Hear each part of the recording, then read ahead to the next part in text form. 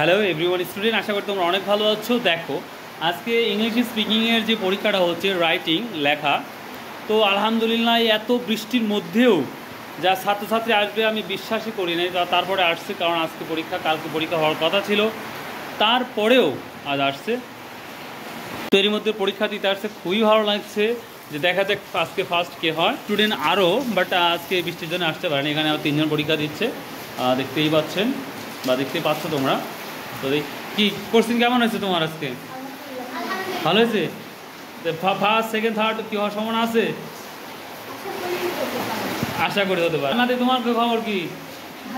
ভালো হচ্ছে? আচ্ছা, দেখা যায়। তোমার কি অবস্থা?